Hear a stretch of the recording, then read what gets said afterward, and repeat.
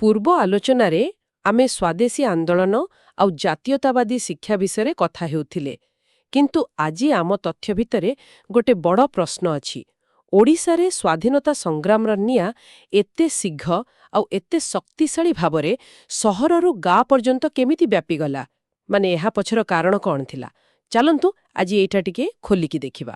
ହଁ, ଏହି ପ୍ରଶ୍ନର ଉତ୍ତର ପାଇଁ ଆମକୁ 1921ର ଠିକ୍ ପୂର୍ବ ସମୟକୁ ଯିବାକୁ ପଡ଼ିବ। ସେତେବେଳର ଘଟଣାକ୍ରମକୁ ଦେଖିଲେ ମାନେ ଦୁଇଟା ମୁଖ୍ୟ ଜିନିଷ ସାମ୍ନାକୁ ଆସୁଛି। ଗୋଟେ ଥିଲା ରାଜନୈତିକ ଏକତ୍ରୀକରଣର ଚେଷ୍ଟା। ଆପଣ ଉତ୍କଳ ସମ୍ମିଳନୀ କଥା କହୁଛନ୍ତି, ଠିକ୍ ନା? 1903ରେ ଉତ୍କଳ ୟୁନିୟନ କନଫରେନ୍ସ ଓ ପରେ 1905ରେ ଉତ୍କଳ ସମ୍ମିଳନୀ। ହଁ, କିନ୍ତୁ ଏହା କେବଳ କ'ଣ କହନ୍ତି ଗୋଟେ ରାଜନୈତିକ ସଭା ନଥିଲା। ଏହା ଥିଲା ଏକ ଭାବଗତ ଏକତ୍ରୀକରଣ। ଯେଉଁ ଓଡ଼ିଆମାନେ ବଙ୍ଗ, ବିହାର, ମାଡ୍ରାସରେ ଛିନ୍ନବିଚ୍ଛିନ୍ନ ହୋଇ ପଡ଼ିଥିଲେ, ସେମାନଙ୍କୁ ଏକାଠି କରିବାର ଏହା ଥିଲା ପ୍ରଥମ ପ୍ରୟାସ। ଆମେ ସମସ୍ତେ ଏକ, ଏଇ ଭାବନାଟା ସେଇଠୁ ଆସିଲା। ଆଉ ଠିକ୍ ସେତିକିବେଳେ ଆଉ ଗୋଟେ ଧାରା ବି ଚାଲିଥିଲା ଶିକ୍ଷା କ୍ଷେତ୍ରରେ। 1909 ମସିହା ସାକ୍ଷୀଗୋପାଳରେ ସେଇ ସତ୍ୟବାଦୀ ବନବିଦ୍ୟାଳୟ। ଏଇଟା ତ ଖାଲି ଗୋଟେ ସ୍କୁଲ ନଥିଲା। ଆଦୌ ନୁହେଁ। କଥାଟାକୁ ବୁଝିବାକୁ ପଡ଼ିବ। ଗୋପବନ୍ଧୁ ସେଠି ବ୍ରିଟିଶ ଶାସନର ସବୁଠୁ ବଡ଼ ଅସ୍ତ୍ର, ମାନେ ତାଙ୍କ ଶିକ୍ଷା ବ୍ୟବସ୍ଥାକୁ ସିଧା ଚ୍ୟାଲେଞ୍ଜ କରୁଥିଲେ। ବ୍ରିଟିଶ ଶିକ୍ଷା କିରାଣୀ ତିଆରି କରୁଥିଲା, କିନ୍ତୁ ସତ୍ୟବାଦୀ ମଣିଷ ତିଆରି କରିବାକୁ ଚାହୁଁଥିଲା, ଯେଉଁମାନେ ଶାସନକୁ ପ୍ରଶ୍ନ କରିବେ, ଦେଶକୁ ଭଲ ପାଇବେ। ତେବେ ଗୋଟେ ପଟେ ରାଜନୈତିକ ଏକତା ଆଉ ଅନ୍ୟପଟେ ଏକ ନୂଆ ପିଢ଼ିର ଚିନ୍ତାଧାରା, ମାନେ ଆନ୍ଦୋଳନ ପାଇଁ ପୁରା ମଞ୍ଚ ପ୍ରସ୍ତୁତ ହୋଇସାରିଥିଲା। ଏମିତିରେ ଯେତେବେଳେ ନିଆଁର ଗୋଟେ ସ୍ଫୁଲିଙ୍ଗ ପଡ଼ିବ, ତାହା ତ ବ୍ୟାପିବ ହିଁ ବ୍ୟାପିବ। ଆଉ ସେଇ ସ୍ଫୁଲିଙ୍ଗ ଥିଲା 23 ମାର୍ଚ୍ଚ 1921। ସେଦିନ ମହାତ୍ମା ଗାନ୍ଧୀ ପ୍ରଥମ ଥର ପାଇଁ ଓଡ଼ିଶା ଆସିଲେ। କଟକର କାଠଯୋଡ଼ି ନଦୀ ବାଲିରେ ସେ ଯେଉଁ ସଭା କଲେ, ତାହା କେବଳ ଗୋଟେ ଭାଷଣ ନଥିଲା, ସେଇଟା ଥିଲା ଗୋଟେ ଆହ୍ୱାନ। ଆଉ ଆମ ତଥ୍ୟରେ ଗୋଟେ ମଜାଦାର କଥା ଅଛି। ସେ ଆହ୍ୱାନ କେବଳ ସ୍ୱରାଜ ପାଇଁ ନଥିଲା। ଗାନ୍ଧିଜୀ ଅସହଯୋଗ ସହିତ ଅସ୍ପୃଶ୍ୟତା ନିବାରଣ ଆଉ ହିନ୍ଦୁ ମୁସଲିମ ଏକତା କଥା ବି କହିଥିଲେ। ତେବେ ସେ କେବଳ ରାଜନୈତିକ ନୁହେଁ, ଗୋଟେ ସାମାଜିକ ପରିବର୍ତ୍ତନର କଥା କହୁଥିଲେ। ଏକଦମ ଠିକ୍। ଆଉ ଏହାର ପ୍ରଭାବ ମାନେ ସାଙ୍ଗେ ସାଙ୍ଗେ ଦେଖାଗଲା। ଲୋକଙ୍କ ଭିତରେ ଯେଉଁ ଉତ୍ସାହ ଆସିଲା, ତାହା ଅକଳ୍ପନୀୟ ଥିଲା। ଖାଲି ଉତ୍ସାହ ନୁହେଁ, ଲୋକମାନେ କାମରେ କରି ଦେଖେଇଲେ। ଏଇଠୁ ହିଁ ତ୍ୟାଗର କାହାଣୀ ଆରମ୍ଭ ହେଲା। ଆଉ ସବୁଠୁ ଆଗରେ ଥିଲେ ଓଡ଼ିଶାର ପାଠୁଆ ବର୍ଗ, ବୁଦ୍ଧିଜୀବୀମାନେ। ନା, ଆମ ସୂଚନା କହୁଛି ଗୋପବନ୍ଧୁ ଚୌଧୁରୀ, ଲିଙ୍ଗରାଜ ମିଶ୍ର, ଏମିତି ବଡ଼ ବଡ଼ ଓକିଲମାନେ ନିଜର ପ୍ରାକ୍ଟିସ୍ ଛାଡ଼ିଦେଲେ। ଗୋଟିଏ ମିନିଟ୍, ଏଇଠି ଟିକେ ଅଟକିବା। ଆମେ ଏହାକୁ ଗୋଟିଏ ଲାଇନରେ ପଢ଼ି ଦେଉଛେ, କିନ୍ତୁ କଥାଟାର ଗଭୀରତାକୁ ବୁଝିବା ଦରକାର। ଜଣେ ସଫଳ ଓକିଲ, ଯାହାର ଭଲ ଆୟ ଅଛି, ସମାଜରେ ପ୍ରତିଷ୍ଠା ଅଛି, ସେ ହଠାତ୍ ଗୋଟେ ଦିନ ନିଜର ସବୁକିଛି ଛାଡ଼ି ଗୋଟିଏ ଅନିଶ୍ଚିତ ରାସ୍ତାକୁ ବାଛି ନେଉଛନ୍ତି। ଏହି ନିଷ୍ପତ୍ତି ପଛରେ କେତେ ବଡ଼ କାହାଣୀ ଥିବ। ସତରେ ଏହା ବହୁତ ବଡ଼ ତ୍ୟାଗ। କିନ୍ତୁ ଆମ ତଥ୍ୟରେ କ'ଣ ଏମିତି କିଛି ଅଛି ଯେ ସମସ୍ତେ କ'ଣ ଏକା ସାଙ୍ଗରେ ଯୋଗ ଦେଇଥିଲେ, ନା କିଛି ଦ୍ୱିଧା ବି ଥିଲା?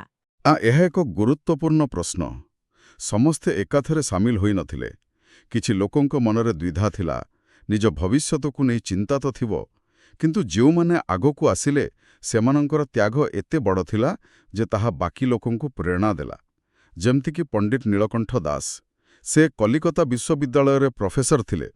ଏତେ ବଡ଼ ପଦବୀ ଛାଡ଼ି ସେ ଓଡ଼ିଶା ଫେରି ଆସିଲେ, ଗୋଟେ ଜାତୀୟ ବିଦ୍ୟାଳୟରେ ସେବା କରିବା ପାଇଁ। ଆଶ୍ଚର୍ଯ୍ୟ ଲାଗେ ଭାବିଲେ, ଯେଉଁମାନେ ନିଜ ଜୀବନ ଗଢ଼ି ସାରିଥିଲେ, ସେମାନେ ସବୁ କିଛି ଛାଡ଼ିଦେଲେ। ଏହା ତ ଯୁବପିଢ଼ିଙ୍କ ଉପରେ ବହୁତ ଗଭୀର ପ୍ରଭାବ ପକାଇଥିବ। ନିଶ୍ଚିତ ଭାବରେ। ଏଇ ବରିଷ୍ଠମାନଙ୍କୁ ଦେଖି ଛାତ୍ରମାନେ ଆଉ ନିଜକୁ ଅଟକି ପାରିଲେନି।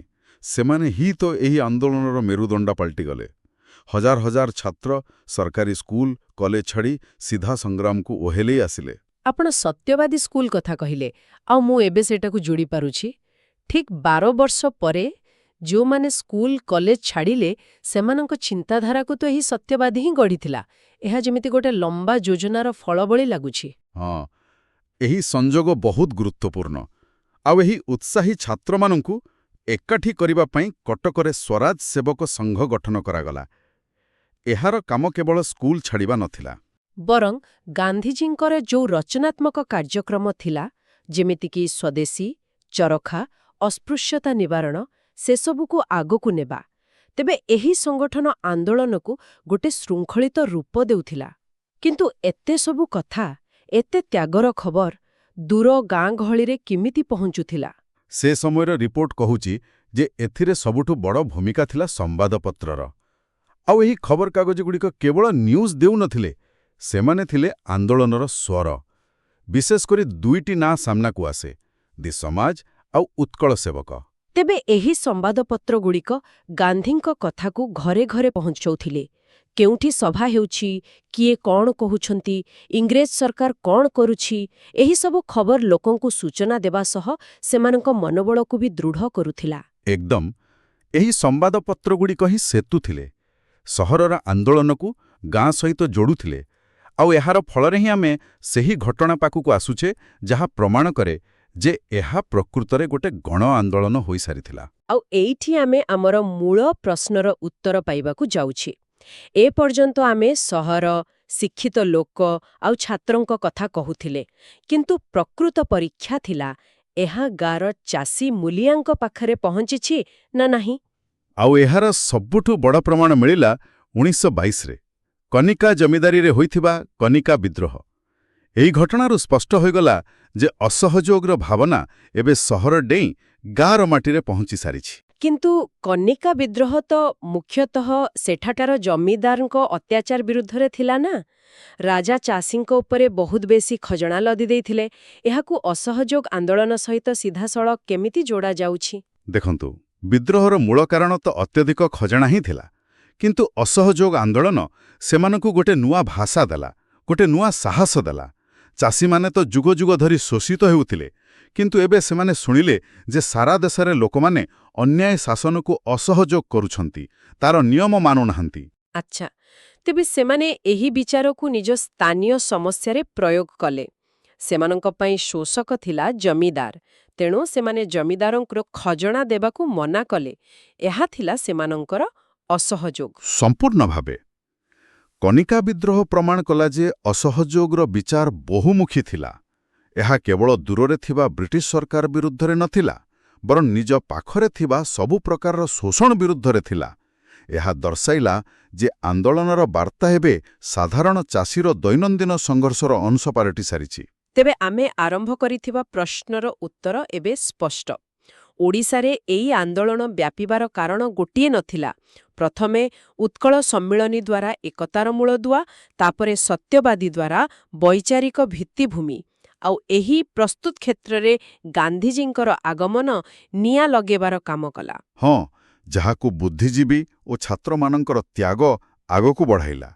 ଆଉ ଶେଷରେ ସମ୍ବାଦପତ୍ରଗୁଡ଼ିକ ଏହି ବାର୍ତ୍ତାକୁ ଗାଁ ଗହଳିରେ ପହଞ୍ଚାଇଲେ, ଯୋଉଠି ଚାଷୀମାନେ ଏହାକୁ ନିଜ ସଂଘର୍ଷର ଅସ୍ତ୍ର କଲେ। ଶିକ୍ଷା, ତ୍ୟାଗ, ସଂଗଠନ ସବୁ ମିଶି ଏକ ପ୍ରକୃତ ଗଣ ଆନ୍ଦୋଳନର ରୂପ ନେଲା। ଆଜି ଆମେ ଅସହଯୋଗ ଆନ୍ଦୋଳନ ବିଷୟରେ ଏକ ଗଭୀର ଆଲୋଚନା କଲେ। ଆଗାମୀ ଆଲୋଚନାରେ ଆମେ ଓଡ଼ିଶା ଇତିହାସର ଏକ ସବୁଠାରୁ ସଫଳ ଅଧ୍ୟାୟ ଲବଣ ସତ୍ୟାଗ୍ରହ ବିଷୟରେ କଥା ହେବା। କିନ୍ତୁ ଯିବା ପୂର୍ବରୁ ଗୋଟିଏ ପ୍ରଶ୍ନ ଛାଡ଼ିଯାଉଛି। ଆମ ତଥ୍ୟ ଆମକୁ ଦେଖାଉଛି ଲୋକମାନେ କ'ଣ ତ୍ୟାଗ କଲେ ସେମାନଙ୍କ ଚାକିରି, ପଦବୀ, ପାଠପଢ଼ା। ଗୋଟିଏ ବିଚାର ବା ଆଦର୍ଶରେ ଏମିତି କି ଶକ୍ତି ଥାଇପାରେ ଯାହା ଲୋକଙ୍କୁ ନିଜର ସୁରକ୍ଷା ଆଉ ସ୍ଥିରତାକୁ ସ୍ୱଇଚ୍ଛାରେ ଛାଡ଼ି ଏକ ଅଦେଖା, ଅନିଶ୍ଚିତ ଭବିଷ୍ୟତ ପାଇଁ ପ୍ରେରିତ କରିପାରେ?